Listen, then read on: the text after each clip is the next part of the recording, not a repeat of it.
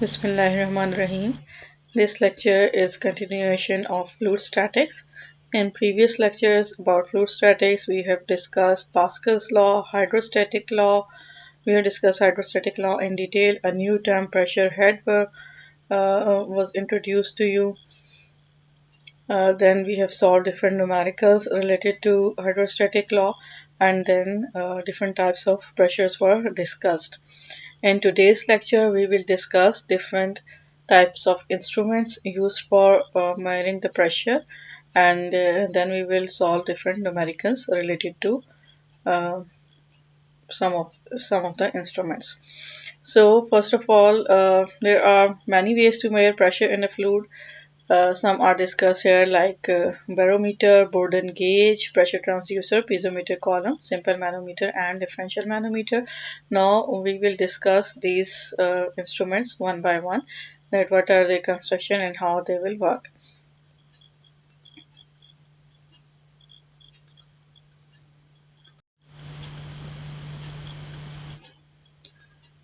So number one is barometer.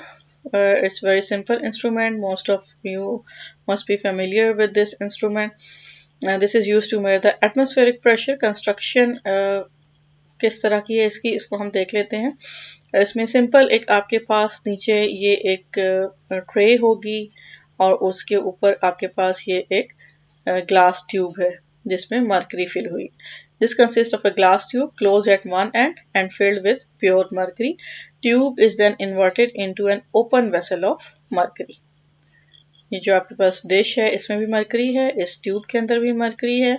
Tube इस top and से close है एंड बॉटम एंड से open है. Mercury level in the tube drops until the pressure due to column of mercury in the tube becomes equal to atmospheric pressure acting outside the tube. Then the pressure due to mercury column is equal to atmospheric pressure. तो यहाँ पे जितना भी atmospheric pressure act कर रहा होगा इस dish में जो मरकरी है उसके ऊपर जो भी atmospheric pressure एक्ट कर रहा होगा वो इस हाइट ऑफ मरकरी कॉलम के इक्वल होगा. Next instrument is Bourdon gauge. It is also a simple instrument. The pressure above or below the atmospheric pressure may be easily measured with the help of a Bourdon's tube pressure gauge. It consists of an elliptical tube bent into an arc of a circle. ये आपके सामने tube नज़र आ रही है. इसमें ऊपर ये gauge लगा हुआ है, ये एरो इंडिकेट करेगा गेज की रीडिंग को और ये आपके पास ट्यूब है. जैसे जैसे इसके अंदर ये जो नीचे आपका कोई भी फ्लूइड हो सकता है, any fluid with specific weight gamma जिसका आपने प्रेशर मेजर करना है, इसके साथ आपने बोर्डन गेज को अटैच कर दिया है. तो अगर प्रेशर इसके अंदर चेंज होगा तो ये ट्यूब जो है ये इसकी शेप जो है वो चेंज हो जाएगी. अकॉर्डिंगली एरो जो है वो मूव करेगा उस पर्टिकुलर पोजीशन पे और आप यहाँ से रीडिंग नोट कर सकेंगे. Tube changes its curvature with change in pressure inside the tube. Higher pressure tends to straighten it. Moving end of tube rotates needle on a dial through a linkage system. जितना इसके अंदर pressure increase हो जाएगा ये जो curved है ये straight होता जाएगा और डायल गेज की रीडिंग इंक्रीज होती जाएगी. Next instrument is piezometer column or tube. This is also a simple instrument. A piezometer tube is simplest form of instrument used for measuring moderate pressure. Simple किस तरीके से है? So it consists of a long tube in which liquid can freely rise without overflowing. Height of liquid in tube will give the pressure head. जिससे आप familiar हैं, H equals P over gamma, and this is not suitable for measuring high pressure and not suitable for measuring vacuum pressure. Only moderate pressures can be measured with the help of this piezometer column or tube. इसमें जो यहाँ पे वो liquid होगा जिसको आपने जिसका pressure आपने मेजर करना है और इस ट्यूब में जितना वो राइज करेगा H की वैल्यू आपको प्रेशर हेड दे देगी. एंड अगर प्रेशर आपने फाइंड करना है तो रिस्पेक्टिव गैमा से मल्टीप्लाई करेंगे, then you will get the value of pressure. Last instrument which we will discuss today is manometer. Manometer is improved form of piezometer tube. With its help we can measure comparatively high pressures and negative pressures also. जो piezometer column या tube से हम नहीं कर सकते थे, यानी high pressure या नेगेटिव प्रेशर उसमें मेजर नहीं कर सकते, तो मैनोमीटर जो उसकी एक मॉडिफाइड फॉर्म है उसकी हेल्प से हम ये काम भी कर सकेंगे। इसकी डिफरेंट टाइप्स हैं। Number 1 is simple manometer, then micro manometer, differential manometer and inverted differential manometer. So in today's lecture we will discuss few of these types. So number 1 is simple manometer. It consists of a tube bent in U shape, one end of which is attached to gauge point and the other is open to atmosphere. जैसे कि आपके सामने figure में show हो रहा है, एक simple U tube है, इसका एक एंड जो है ये ओपन टू एटमॉस्फेयर है और दूसरा एंड जो है U ट्यूब का वो कनेक्ट होगा किसी भी पाइप के साथ जिसके अंदर लिक्विड का प्रेशर आपको मेजर करना है। नॉर्मली मर्करी यूज होती है इस बेंट ट्यूब के अंदर, which is 13.6 times heavier than water, means specific gravity of mercury is 13.6, therefore it is suitable for measuring high pressures as well. इसमें और भी different liquids यूज हो सकते हैं। जब आप अभी न्यूमेरिकल सॉल्व करेंगे तो उसमें देखेंगे आप इसमें ऑयल भी यूज हो सकता है और इसमें मर्करी भी यूज हो सकती है।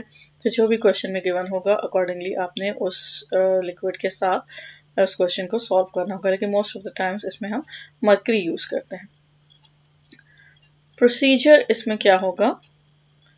Consider a simple manometer connected to a pipe containing a light liquid under high pressure. Light liquid means जिसकी specific gravity mercury से कम है और pressure इसका बहुत ज़्यादा है। High pressure in pipe will force the mercury in left limb of the U tube to move downward, corresponding the rise of mercury in the right limb. यहाँ पे जब यहाँ A लिखा हुआ है, इस पाइप के अंदर जब प्रेशर होगा इंक्रीज तो यहाँ से पुश करेगा मरकरी को डाउनवर्ड, यहाँ से डाउन आएगी तो यहाँ से डेफिनेटली उसने कहीं तो जाना है तो ये अपवर्ड जाएगी। The horizontal surface at which heavy and light liquid meet in the left limb is known as datum line. ये आपको लाइन नजर आ रही है BC जहाँ पे लिखा हुआ है, ये वो पॉइंट है जहाँ पे दो लिक्विड्स मीट कर रहे हैं इस B पॉइंट पे, एंड देन इसको आप हॉरिजॉन्टली एक्सटेंड करेंगे तो ये C पॉइंट आ गया। इस BC को आप डेटम लाइन बोलेंगे। तो pressure at B will be equal to pressure at C। Let H1 is height of light liquid in left limb above datum, H2 is height of heavy liquid in right limb above datum, PA is pressure in pipe and S1 is specific gravity of light liquid and S2 is specific gravity of heavy liquid. तो अब हम pressures calculate कर सकते हैं left limb में और right limb में।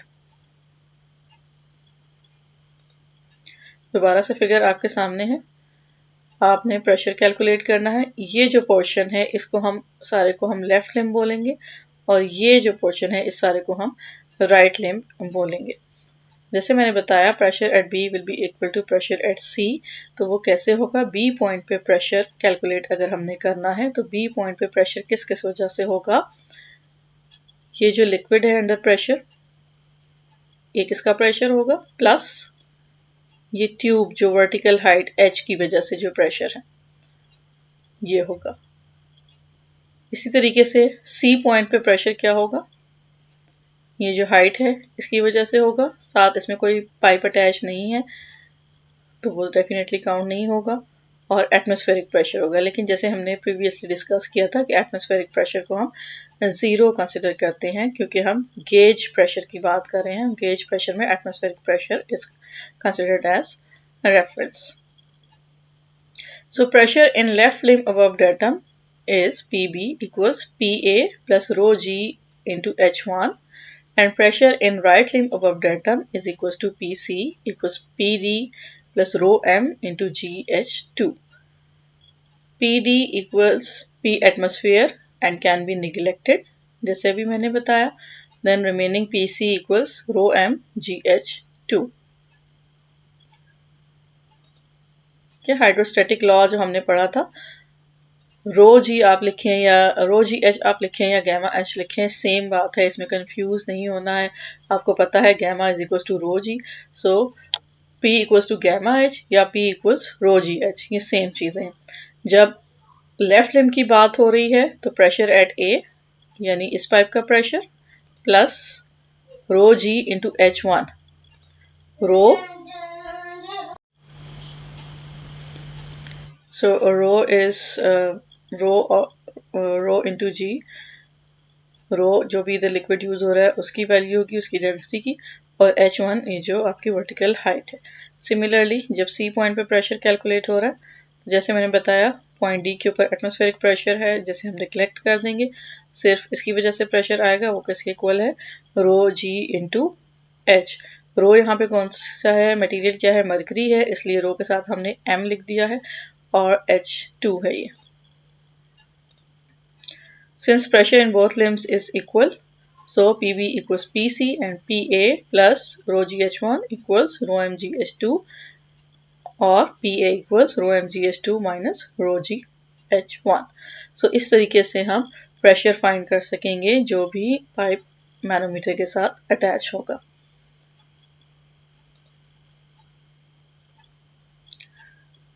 ये केस था जो भी हमने डिस्कस किया पॉजिटिव प्रेशर का केस था। अगर हमने नेगेटिव प्रेशर मेजर करना है प्रोसीजर उसमें भी सेम है, थोड़ा सा डिफरेंस होगा वो क्या है।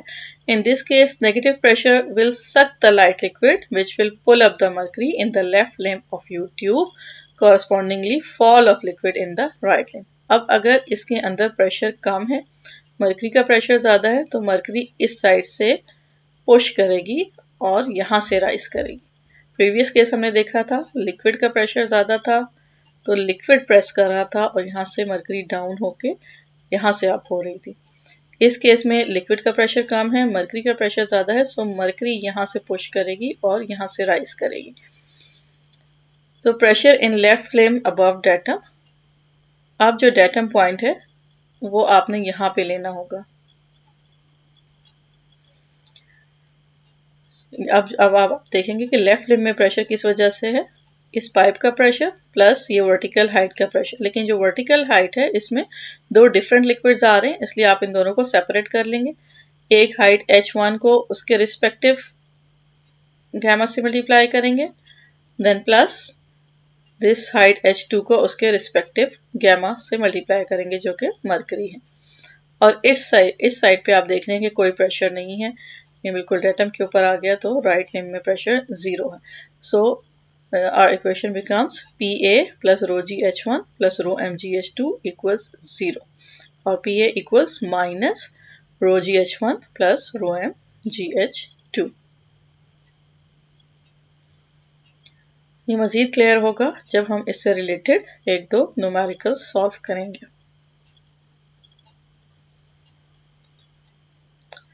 So let's start our first numerical related to simple manometer.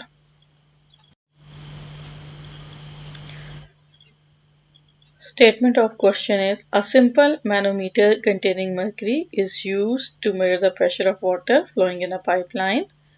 Mercury level in the open tube is 60 mm. If height of water in left tube is 50 mm, determine the pressure in the pipe in terms of head of water. आपके पास एक simple manometer है, manometer में mercury आप use कर रहे हैं pressure measure करने के लिए। प्रेशर किसका मेजर करना है? वाटर का मेजर करना है जो कि पाइपलाइन में फ्लो कर रहा है। मरकरी लेवल आपको बता दिया है ओपन ट्यूब में वो 60 मिलीमीटर है जैसे कि इधर फिगर में भी शो हो रहा है, और वाटर की हाइट भी आपको लेफ्ट ट्यूब में बता दी है वो 50 मिलीमीटर है जो कि यहाँ फिगर में शो हो रही है। आपने इस पाइप का प्रेशर मेजर करना है in terms of head of water यानी H की वैल्यू आपने कैलकुलेट करनी है। सो इसके लिए सेम प्रोसीजर हम अडॉप्ट करेंगे। इक्वेशन लिखने वाला लेफ्ट लिम्ब की इक्वेशन लिखेंगे देन राइट लिम्ब की इक्वेशन लिखेंगे और दोनों को इक्वेट कर देंगे। सो लेफ्ट लिम्ब की इक्वेशन हम किस तरीके से लिखेंगे? ये जो आपका लेफ्ट लिम्ब है यहाँ प्रेशर दो चीज़ों की वजह से है। Number 1 is this pipe, pressure in this pipe जो अननोन है, plus pressure due to this tube जिसकी वैल्यू हमें कहाँ से आएगी? P equals gamma H। Gamma कौन सा यूज होगा?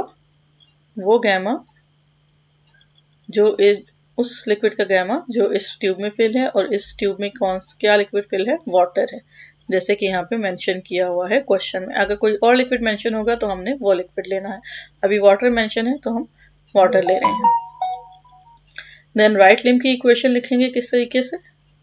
राइट लिम्ब में सिर्फ ये प्रेशर है जो इस ट्यूब की वजह से है, वो कैसे आएगा, same P equals gamma H, और गैमा किसका लेंगे, मरकरी का लेंगे। क्यों लेंगे मरकरी का, क्योंकि यहाँ पे मेंशन है कि मरकरी यूज कर रहे हैं टू मेजर द प्रेशर, और H की वैल्यूज गिवन है।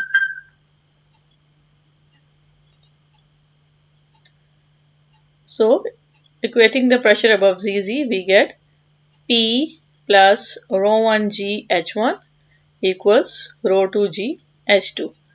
P अननोन है, एज इट इज रहेगा, प्लस गैमा की वैल्यू क्या होती है 9810, आप सब फेमिलियर हैं। H1 की वैल्यू यहाँ पे गिवन है 50 मिलीमीटर थी, उसको आपने मीटर में कन्वर्ट कर लिया 0.05 इक्वल्स गैमा H2, गैमा की वैल्यू मरकरी की आपको स्पेसिफिक ग्रेविटी पता है 13.6 है, उसको आप मल्टीप्लाई करेंगे जब